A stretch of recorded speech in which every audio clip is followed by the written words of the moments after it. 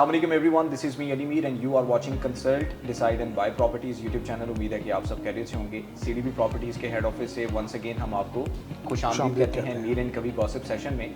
आज का टॉपिक बहुत इंपॉर्टेंट है उन तमाम लोगों के लिए जो ऑफ लैंड प्रॉपर्टीज़ को तरजीह देते हैं, हालांकि उनके बजट में वो तमाम प्रॉपर्टीज़ अवेलेबल होती हैं जो ऑन ग्राउंड हैं, जो पोजेशनेबल प्रॉपर्टीज़ हैं, जहाँ पर उनको बेनिफिट ज़्यादा मिल सकता है।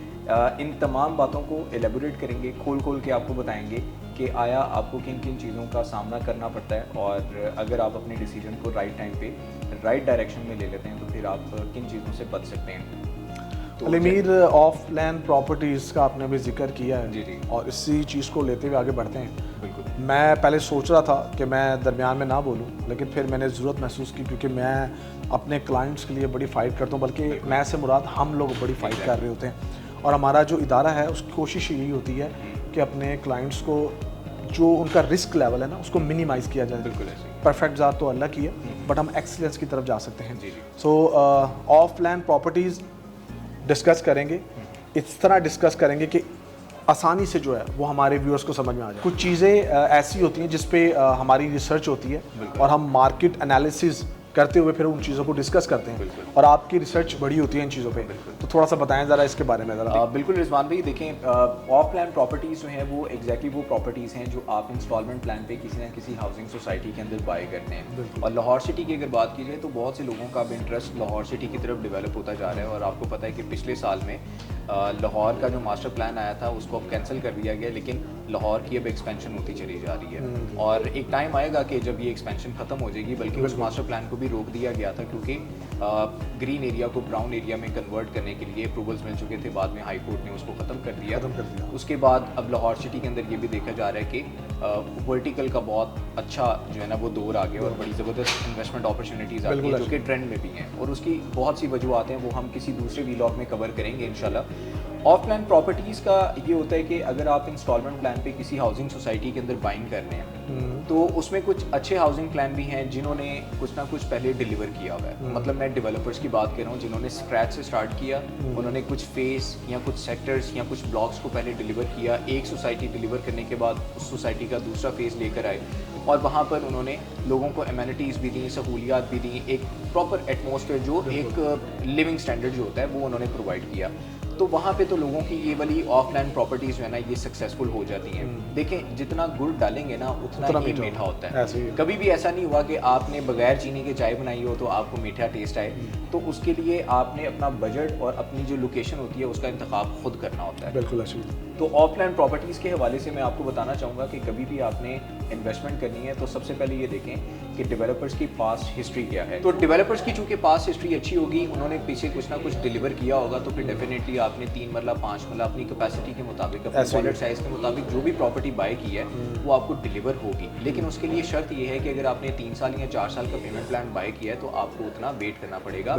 आप पहले दिन से अपनी होल्डिंग कैपेसिटी को एनालिसिस करते हैं कि क्या मैं 3 या 4 साल तक जा सकता हूँ। लेकिन ज़्यादातर जो मसले मसाइल आते हैं उसमें ये आते हैं कि जब न्यू सोसाइटीज़ आती हैं तो उनको अप्रूवल्स के बड़े मामला फेस करने पड़ते हैं, क्योंकि प्राइवेट हाउसिंग सोसाइटीज़ जो हैं वो रेगुलेटिंग अथॉरिटी से सारी टेक्निकल अप्रूवल्स और मेगा स्ट्रक्चरल डेवलपमेंट के लिए अप्रूवल्स ले रही होती हैं।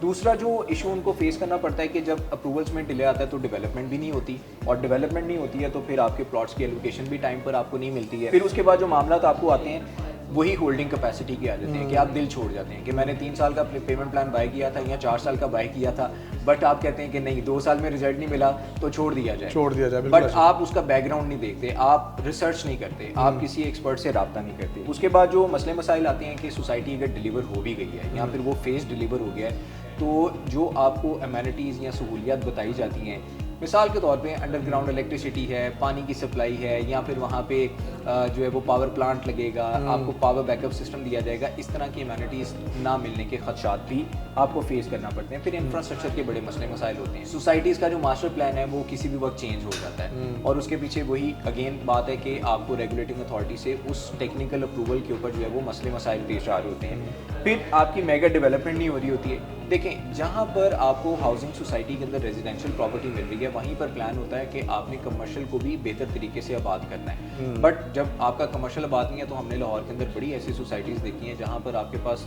रेजिडेंशियल प्रॉपर्टीज़ में ऑक्यूपेंसी रेट तो बहुत अच्छा है, लेकिन कमर्शियल के लिए लोग दूसरी सोसाइटीज़ को अप्रोच कर रहे होते हैं, कमर्शियल हब्स की तरफ जाते हैं, जहाँ पे कंपाउंड इफेक्ट होता है, जहाँ पर बड़े ब्रांड्स आपको मिलते हैं। उसके बाद आपको जो सबसे ज़्यादा मसला पेश आता है वो सर्टन चार्जेस का आ जाता है कि आपने 3 या 4 साल का पेमेंट प्लान बाय किया था, बट एकदम से सोसाइटी की तरफ से अनाउंस हो जाता है कि बैलेटिंग अमाउंट आपने पे करनी है, हम 3 महीने बाद बैलेटिंग करने जा रहे हैं। तो आपका कोई भी प्लान हो सकता है, आपने गाड़ी अपनी अपग्रेड करनी है, आपने अपने घर को अपग्रेड करना है, या फिर आपने अपने बिजनेस के अंदर एक्सपेंशन लेकर आनी है, तो ये मसले मसाइल आ जाते हैं। फिर एक बड़ा मसला ये आता है कि जब आपको डेवलपमेंट होने के बाद प्लॉट हैंडओवर कर दिया जाता है तो डेवलपमेंट चार्जेस लगा दिए जाते हैं। पिछले 2-3 साल से हम ये देख रहे हैं कि इकोनॉमिक कंडीशन ख़राब होने की वजह से पाकिस्तान में 2 से 2.5 लाख रुपए पर मरला जो है वो डेवलपमेंट चार्जेस कोई भी सोसाइटी जो है वो लगाना शुरू चार्ज कर रही है। बिल्कुल। और उसके पीछे आप ये देखें कि अगर आप नॉर्मल से नॉर्मल सोसाइटीज़ भी देखें और अच्छी से अच्छी सोसाइटी भी देखें तो 15 लाख से स्टार्ट होता है, 5 लाख का प्लॉट 35 लाख रुपए तक जाता है। उसमें डेवलपमेंट चार्जेस अगर इंक्लूड कर दिए जाएं कभी साहब, तो वो तकरीबन 45-48 लाख रुपए को जाके टच करता है। हालांकि ऑन द सेम टाइम इतने ही बजट के अंदर आपके पास ऑन ग्राउंड प्रॉपर्टीज़ होती हैं जो आपने 3 साल पहले बाय की होती है, तो 3 साल के बाद उसके जो डायनामिक्स हैं वो मुकम्मल तौर पर चेंज हो जाते हैं। और अगर हम इन तमाम चीज़ों को थोड़ा सा भूल भी जाएँ तो उसके बाद जो सबसे ज़्यादा मसले मसाइल आते हैं वो लोकल पब्लिक की ऑक्यूपेंसी रेट ना होने की वजह से। मतलब अब आपने 3 या 4 साल स्पेंड कर लिए और अब आप 5वें साल में कदम रख रहे हैं, प्लॉट भी आपके पास आ गया, आपकी फाइल जो है वो प्लॉट में बदल गई है, तो चूँकि अब वहाँ पे ऑक्यूपेंसी रेट नहीं है, आप अपनी प्रॉपर्टी को रीसेल करने के लिए जाते हैं मार्केट में, तो फिर आपकी एक्सपेक्टेशंस के मुताबिक आपको वो प्राइस नहीं मिलते हैं। तो ये वो सारे स्टेप बाय स्टेप मामला हैं जो आपको ऑफ प्लान प्रॉपर्टीज़ के अंदर बेयर करना पड़ते हैं। अच्छा अली, मैं देखूंगा कि ऑफ प्लान प्रॉपर्टी के अंदर इन केस फॉर एग्जांपल आपने बात की तो हमारे पास 2 तरह की परसेंटेज मिलती है। नंबर 1 जिनका बजट जो है वो लो होता है, लाइक 2.5 लाख 3 लाख 4 लाख रुपए, वो आपके जॉब वाले पर्सन हो सकते हैं, सैलरीड पर्सन, ठीक है ना, बिजनेसमैन की बात नहीं करेंगे। लेकिन फिर यही बात है कि उनकी ख्वाहिश यही होती है कि हम ऑफ प्लान प्रॉपर्टीज़ को ग्रैब करें, हमने 4 लाख रुपए जमा कर लिया, 2.5 लाख रुपए कर लिया, 5 लाख रुपए कर लिया।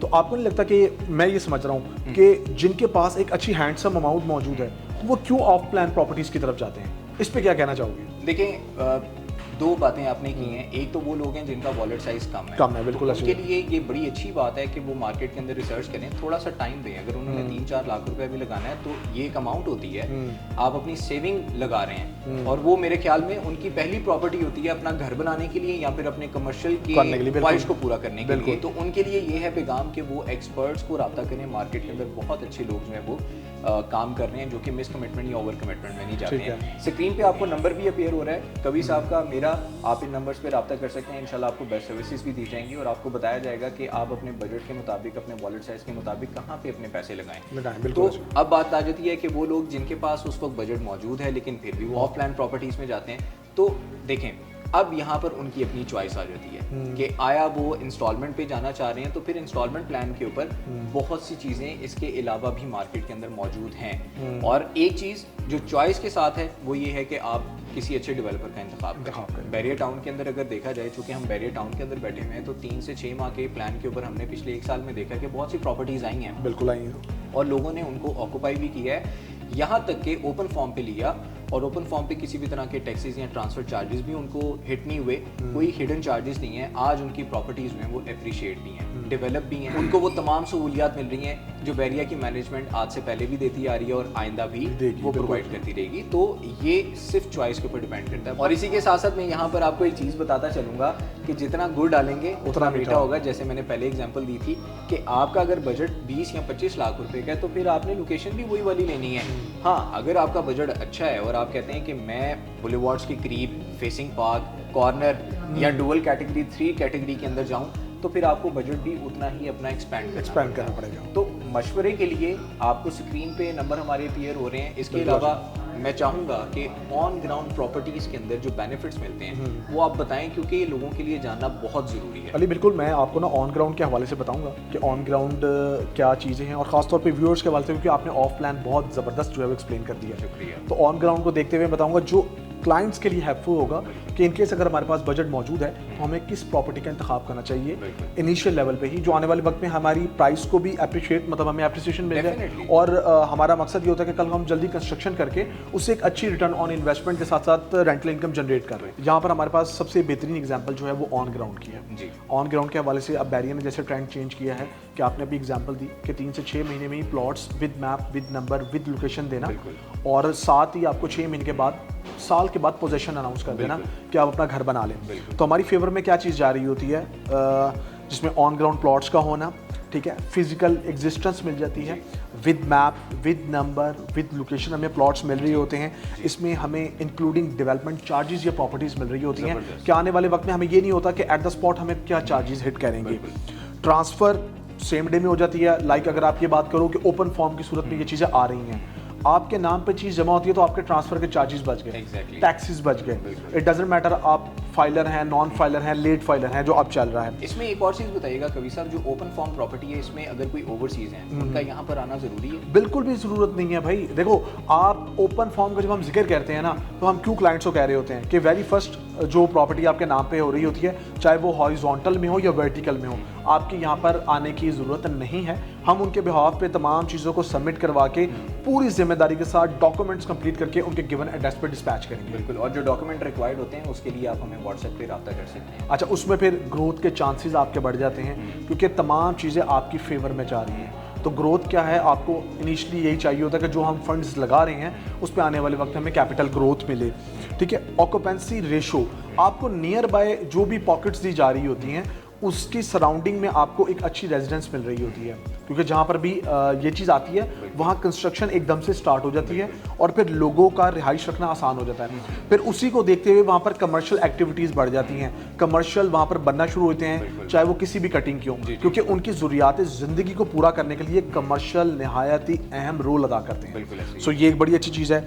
Location as per budget matter कर रही होती है। आपको पता होता है आप जो भी चीज़ बाय कर रहे हो, वो कॉर्नर कर रहे हो, फेसिंग पार्क कर रहे हो, स्टैंडर्ड कर रहे हो, 60 फुट रोड की कह रहे हो, तो लोकेशन भी आपके सामने होती है। मैप आ गया तो लोकेशन भी आपको एक्सप्लोर हो गई। इसके अलावा जो ओपन फॉर्म का जिक्र किया वो ऑलरेडी हम क्लाइंट्स को अपने बता चुके हैं। और एमिनिटीज़ और फैसिलिटीज़ की बात करेंगे तो वो तमाम चीज़ें आपको मिल रही होती हैं जिससे आप ना सिर्फ कम्युनिटी इंजॉय कर रहे होते हो, कैपिटल ग्रोथ इंजॉय कर रहे होते हो, कल को रेंटल इनकम भी इंजॉय करते हो। देखिए जी, ऑफ लैंड प्रॉपर्टीज़ और ऑन ग्राउंड प्रॉपर्टीज़ जो फिजिकल एग्जिस्ट करती हैं, जिसमें आपको मैप, नंबर और लोकेशन तमाम चीज़ों का पता होता है, आप इसके लिए हमें रब्ता कर सकते हैं। ये चॉइस आपकी है। एक्सपर्ट से रब्ता करें और मार्केट में मौजूद जो अपॉर्चुनिटीज़ हैं उसके ऊपर आप खुद भी वर्किंग किया करें, बिकॉज आपका ये राइट है और आपके लिए जानना बहुत ज़रूरी है। चाहे आप 2 लाख रुपए की इनिशियल डिपॉजिट अमाउंट कर रहे हैं या फिर आप 2 करोड़ रुपए की कर रहे हैं, तो इसके लिए मैं आपसे यही कहूँगा कि आप अपने अपने लेवल पे सोचें, समझें और फिर आप इन्वेस्ट करें। और इसके अलावा जो अदर अपॉर्चुनिटीज़ का हमने जिक्र वीडियो के मिड में किया था कि वर्टिकल के अंदर बहुत ज़बरदस्त जो है वो अपॉर्चुनिटीज़ आ चुकी हैं जिसमें किसी भी तरह के टैक्सेस ट्रांसफ़र नहीं पड़ते। इंशाल्लाह इसके ऊपर भी कभी साहब एक और वीडियो हम रिकॉर्ड करेंगे नेक्स्ट वीडियो में इंशाल्लाह न्यू डिटेल के साथ और न्यू अट्रैक्टिव टॉपिक्स के साथ हम आपकी खिदमत में दोबारा हाजिर होंगे। तब तक के लिए मुझे और रिजवान कबीर खान साहब को CDB प्रॉपर्टीज़ के हेड ऑफिस से इजाज़त दीजिएगा। नेक्स्ट वीडियो में मुलाकात होगी दोबारा। Take care. अल्लाह हाफिज़।